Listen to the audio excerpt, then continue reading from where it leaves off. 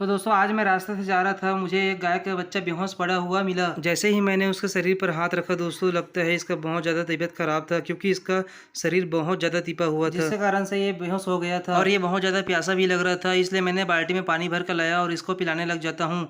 साथ ही इसके तन पे थोड़ा से थोड़ा पानी भी छिड़काव कर देता हूँ, ताकि इसको ठंडक महसूस हो सके। मेरे साथ 3-4 भाई लोग भी खड़े हुए थे वहीं पे, जो मेरी मदद कर रहे थे। हम लोगों ने सोचा कि इसको उठाकर कहीं अच्छे से जगह पे ले जाना चाहिए, फिर थोड़ा पानी इसके शरीर पर और डाल देते हैं ताकि इसको ठंडक महसूस हो सके। इसके बाद हम लोग इसको उठाने का प्रयास करते हैं दोस्तों, लेकिन ये उठने के हालात में नहीं था, क्योंकि इसका शरीर बहुत ज्यादा टिपा हुआ था। हमारी सारी कोशिश नाकाम रही दोस्तों, फिर भी हम इसको उठाने का प्रयास करते हैं। हम लोगों ने इसको धीरे धीरे चलाने का कोशिश किया, लेकिन ये चल नहीं पा रहा था। पता नहीं कहाँ से इसके बच्चे की माँ इसको ढूंढते ढूंढते यहाँ तक आ ही जाती है। जैसे ही उसकी माँ आती है, उसको चाटने और सहलाने लग जाती है। एक माँ ही अपने बच्चे का दर्द समझ सकती है दोस्तों। देखो कितना ज़्यादा मतलब ये फील महसूस कर रही है कि मतलब मेरे बच्चे को क्या हो गया है ऐसा करके। तो हम लोगों ने सोचा कि इसको कहीं छाँव के ले जाके इसको कहीं चारा वारा दे देते हैं। फिर हमने सोचा कि इसको यहाँ से उठाना चाहिए। हमने सोचा कि सबसे पहले इसके लिए जगह ढूंढा जाए, ताकि इसको हम अच्छे से रख सके, क्योंकि गौ माता भी बहुत ज़्यादा परेशान हो रही थी। फिर मैंने इन भाइयों के माध्यम से इस बछड़े को